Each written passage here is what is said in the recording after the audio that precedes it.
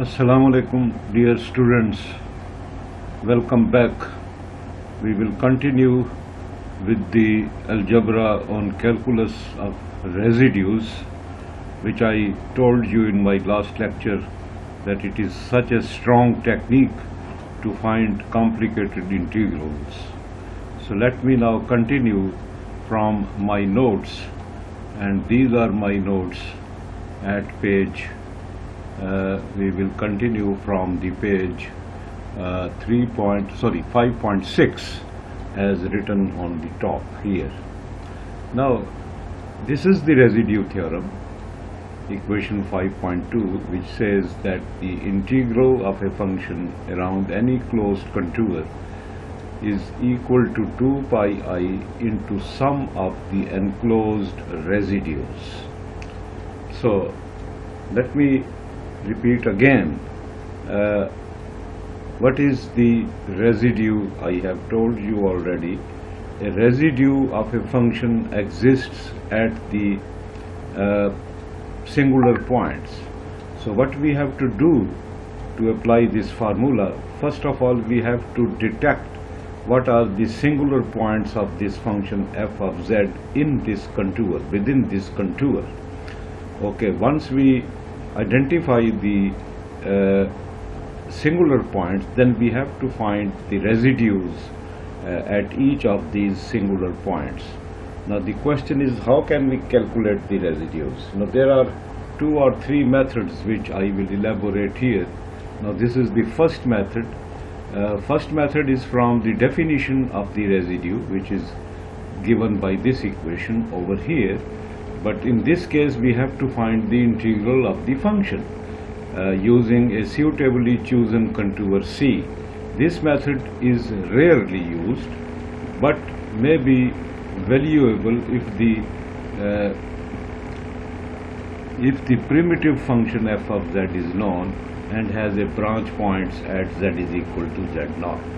Now this is an example which is explained here on the basis of first method to find the residue of this function f of z1 over z, and you know that the Fourier transform will be log of z, integral of f of z will be log of z, and so you can go through this paragraph over here to find this method, to explain this method. Now there is a second method which is very commonly used, and this method is for a simple pole at z is equal to z0. The following formula holds for the calculation of residues. So residue of a function at the point z is equal to z0 for a simple residue. You know, a simple pole is a pole of order 1, and this is given by limit z tending to z0 of the function z minus z0 multiplied by the function. The limit involved is often obtained by simple substitution on the use of well-known limiting value. Now this is the example.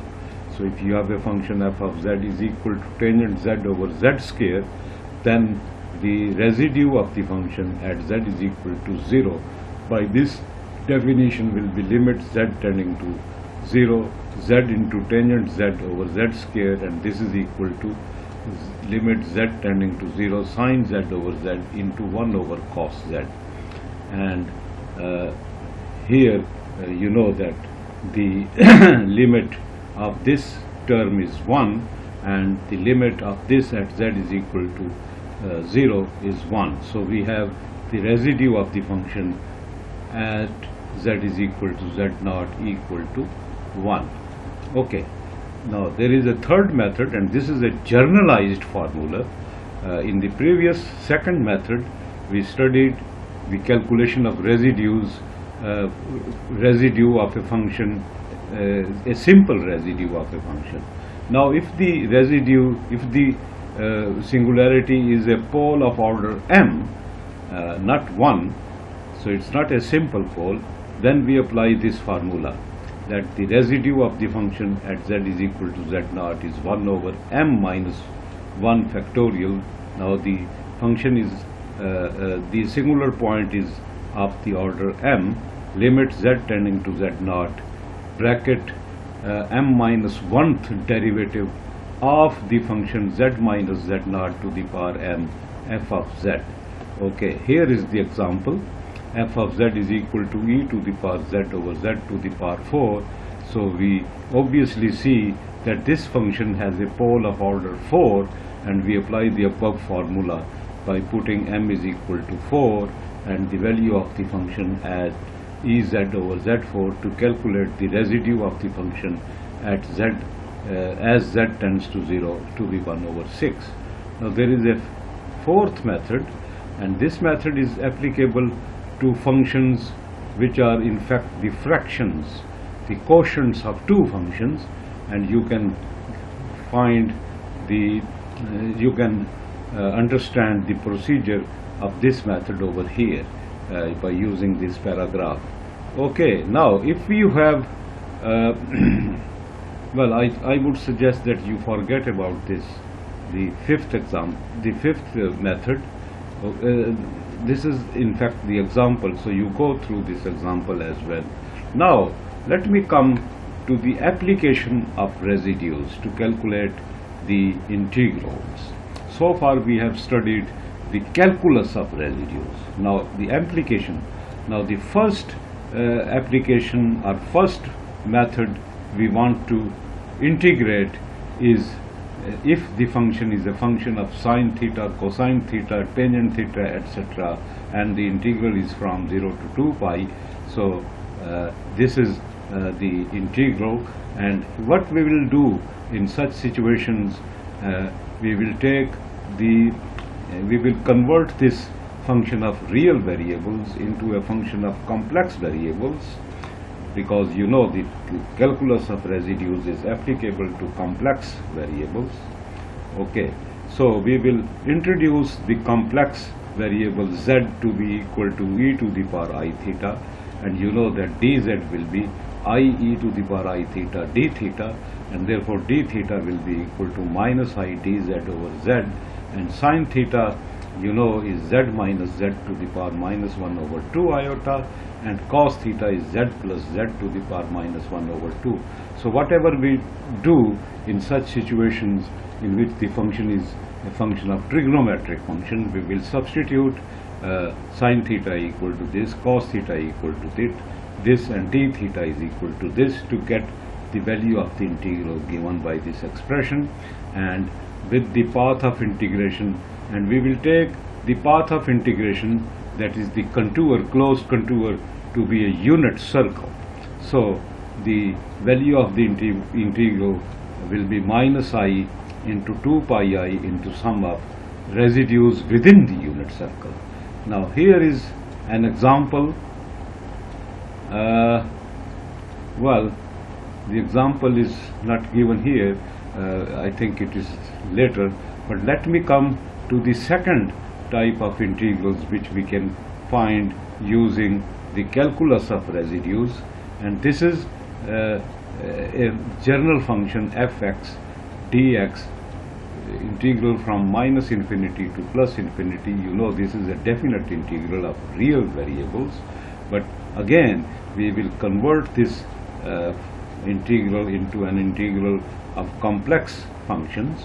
So we will introduce by putting x is equal to z to get the function of complex variable, and the requirement for the application of this technique is that f of z should be analytic in the upper half plane except for a finite number of poles.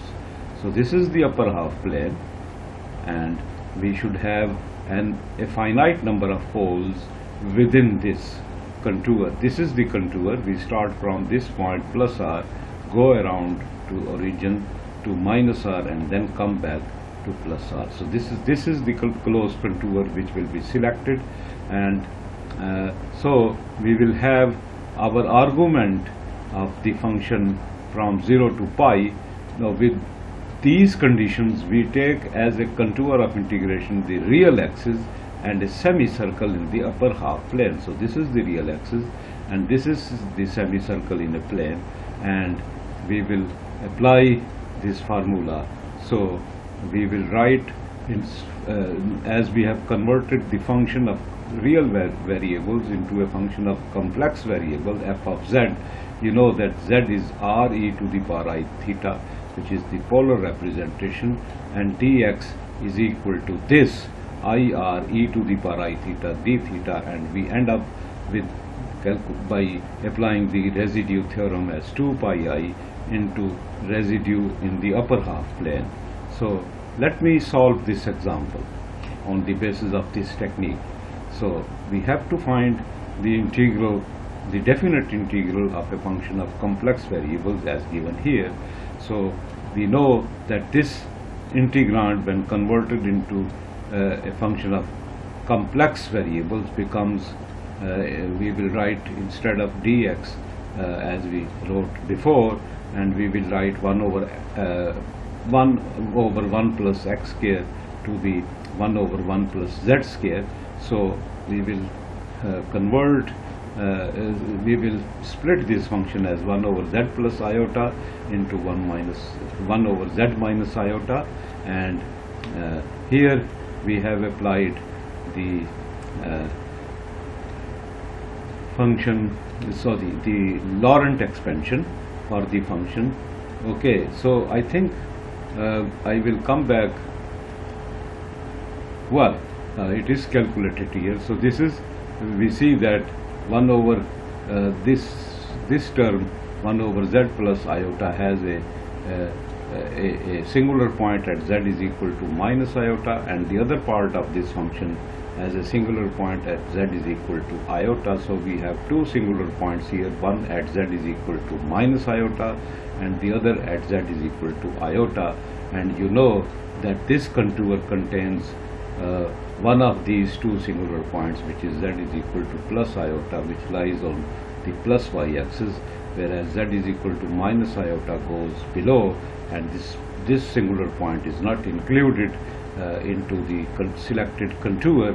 So we will neglect this singular point, so we will take only one singular point and calculate the pole at this singular point and apply residue theorem to find the value of the integral.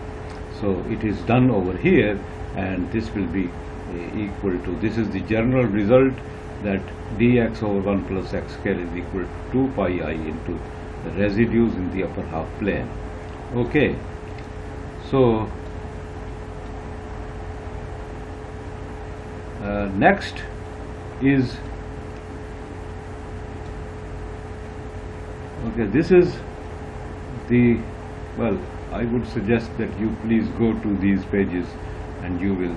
So this is the third type of integral in which we have just not the function fx, but we have an exponential term. So our total integrand is fx into e to the power iota ax.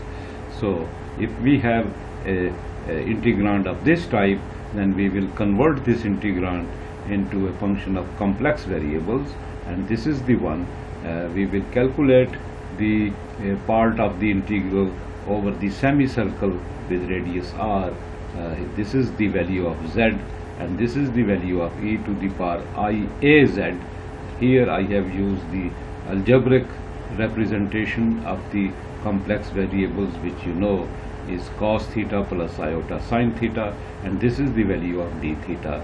You can go through the pages of the concerned pages, the related pages in the book. I will give you the page numbers of my notes as well as the book, and you will see that IR is equal to is less than or equal to epsilon r 0 to pi e to the power minus AR sin theta. In fact, this is what is known as the statement of the Jordan's lemma, and you please go through this. This is Jordan's lemma, and here and then we have the situation in which our singularity lies on the contour of integration. So previously we had singular points lying within the semicircle, but now the singular point is on the axis of, on the contour of integration, just like this function e to the power this function as this is the starting integral. We want to calculate sine x over x, and we have converted this into a function of complex variables by writing sine x as e to the power iz and x as z and dx as dz. And please go through these pages over here to understand, to give the statement and the proof of the Jordan's lemma, and then calculate this. So I think that is more than sufficient for your syllabus, but please go through, well, these pages are not included. Page number, the bottom of the page number 5.12 onwards is not included in your syllabus, but there are few problems solved on these pages out of the syllabus I have taught here, so that will be included here. So please go through my notes over here, and you will fully understand what is all about this present lecture. And that completes our syllabus. And let me now give you the page numbers from the book to the subject I have taught you, and well, I will mention the page numbers along with this video, and you will go through this, and that will conclude your syllabus. Okay, thank you very much.